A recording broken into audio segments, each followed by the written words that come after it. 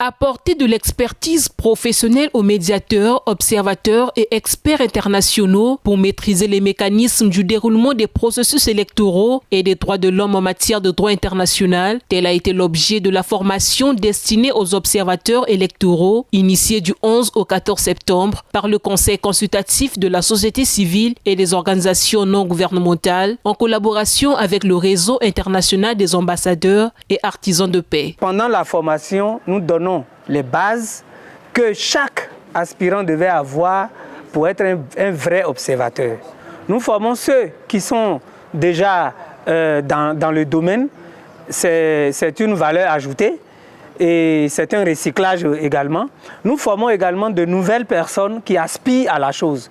Il se trouve que l'observation, c'est le métier de tous les jours parce que nous formons les gens certes à l'observation des élections, mais également à l'observation des droits humains. Les droits de l'homme, c'est chaque jour que les gens sont brimés dans leurs droits, les gens sont lésés dans leurs droits. Et donc, l'observateur est là pour tirer l'attention des autorités pour dire non, pour telle affaire, voilà comment ça devrait se passer. Les éléments apportés à ce séminaire permettront aux observateurs d'assurer le déroulement paisible des élections. Le séminaire qui s'ouvre à l'instant concerne bien les problématiques des droits de l'homme, des élections, le tout figurant entre autres comme des principes fondamentaux de la démocratie.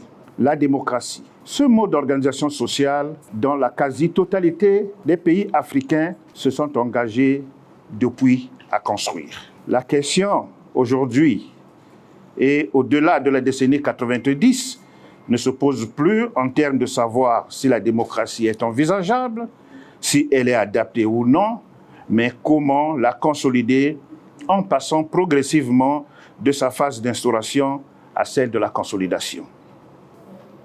En dépit des obstacles multiformes, des soubresauts de toute nature, l'engagement des peuples africains en faveur de la démocratie est plus que irréversible.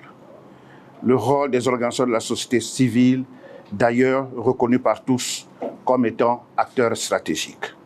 Le travail à faire aujourd'hui, avec force et détermination, est celui de la promotion des valeurs liées à la démocratie, au nombre desquelles l'organisation des élections concurrentielles, libres, transparentes et équitables sous la surveillance des observateurs électoraux censés être bien formés. C'est là un terrain de prédilection des organisations de la société civile et pour cela, je tiens à saluer cette initiative apportant de la valeur ajoutée aux acteurs de la société civile congolaise déjà bénéficiaires de plusieurs types de formations similaires.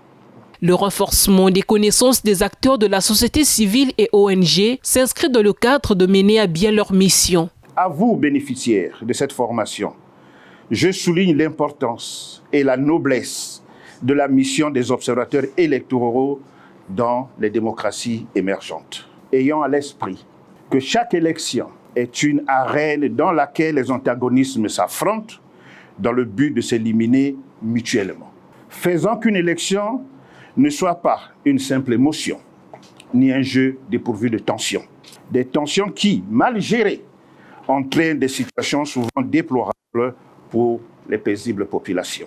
La mission des observateurs est donc de rassurer, d'apaiser et de veiller à la bonne organisation des élections en vue d'en témoigner sur sa crédibilité ou non auprès des opinions entendues tant nationales qu'internationales.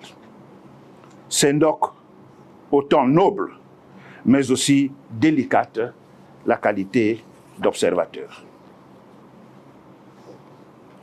En bénéficiant de cette formation qu'on vous offre aujourd'hui, je vous exhorte à vous consacrer pleinement pour bénéficier au maximum du contenu si riche de ce séminaire et faisant vôtre cet enseignement du penseur Léonard de Vinci, à savoir, l'apprentissage est la seule chose que l'esprit n'épuise jamais, ne craint jamais et ne regrette jamais. Plein succès aux présentes assises que je déclare ouvertes. Après la session théorique de cette deuxième session de formation des médiateurs, observateurs et experts internationaux des élections et des droits de l'homme, s'ensuivra la phase pratique.